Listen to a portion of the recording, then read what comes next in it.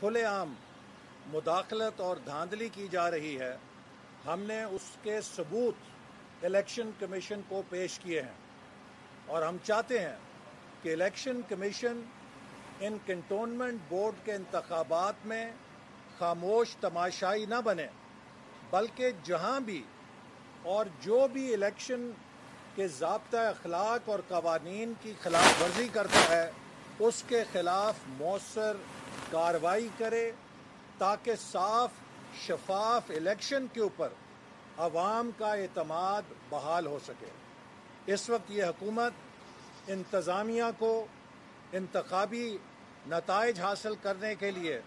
استعمال کر رہی ہے۔ میں بیوروکریسی کو، خاص طور پہ سول سروس کے افسروں کو اپیل کرنا چاہوں گا کہ وہ پی ٹی آئی کے ملازم نہیں ہیں، وہ حکومت پاکستان کے سرکاری ملازم ہیں، اور جہاں بھی کسی افسر کو غیر قانونی حکم دیا جاتا ہے اور اگر وہ اس غیر قانونی حکم پہ عمل کرے گا تو کل کو اس کے خلاف کارروائی ہوگی اور اسے اپنے اقدامات کی جواب دہی کرنی پڑے گی۔ آج ہم نے الیکشن کمیشن کو یہ بھی مطالبہ کیا ہے کہ لیڈر آف اپوزیشن نے جو خط کے ذریعے مطالبہ کیا تھا کہ حکومت کی یک طرفہ انتخابی اصلاحات اور الیکٹرانک ووٹنگ مشینز کو بلڈوز کر کے متعارف کرانے کے لیے جو اقدامات ہیں اس کے حوالے سے الیکشن کمیشن اپنا کردار ادا کرے۔ الیکشن تبھی صاف اور شفاف ہو سکتا ہے کہ جب تمام سٹیک ہولڈرز الیکشن کے طریقہ کار پہ متفق ہوں۔ اگر حکومت کی طرف سے کوئی یک طرفہ کارروائی یا اقدام کیا جائے گا تو اس سے الیکشن وقت سے پہلے ہی متنازع ہو جائے گا۔ پاکستان کی اپوزیشن کے الیکٹرانک ووٹنگ مشینز کے حوالے سے جو تحفظات ہیں وہ کسی وہم پر یا مفروضے پہ مبنی نہیں ہے، وہ سالڈ ریسرچ کے اوپر مبنی ہے۔ اور اب تو سوشل میڈیا کے اوپر لوگ یہ بھی کہہ رہے ہیں کہ جس طرح پلاٹوں کی کمپیوٹر بیلٹ سے نتائج نکلتے ہیں، یہ الیکٹرانک ووٹنگ مشینیں بھی اسی طرح کے نتائج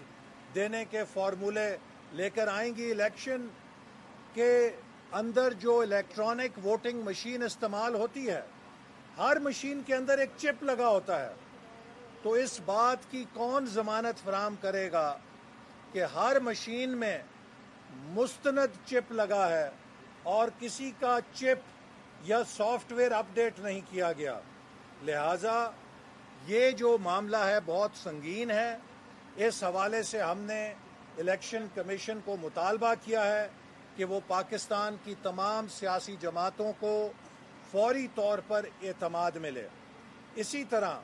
ہم نے چیف الیکشن کمشنر سے مطالبہ کیا ہے کہ 19 فروری کو ڈسکا کے الیکشن میں ڈاکہ ڈالا گیا، اسے چرایا گیا، فروری کا مہینہ چلا گیا اور اب اگست کا مہینہ بھی چلا گیا، ہم ستمبر میں آ گئے ہیں۔ اتنے مہینے گزرنے کے باوجود ان لوگوں کے خلاف کوئی کارروائی نہیں کی گئی۔ قوم کو یہ تو پتہ لگ گیا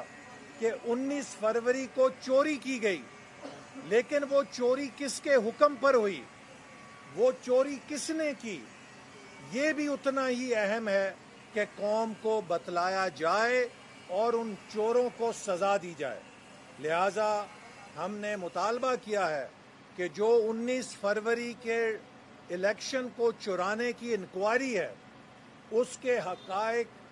جلد از جلد قوم کے سامنے لائے جائیں۔ اسی طرح ہم نے یہ بھی مطالبہ کیا ہے کہ فورن فنڈنگ کیس جس کی اتنی سالوں سے انکوائری چل رہی ہے، بار بار سپریم کورٹ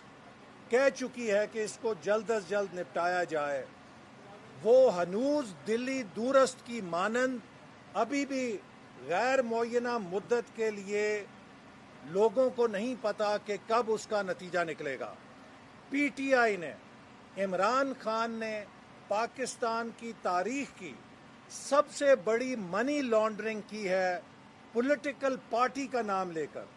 بیرون ملک مقیم پاکستانیوں کے کروڑوں اور اربوں روپے پہ ڈاکہ ڈالا ہے,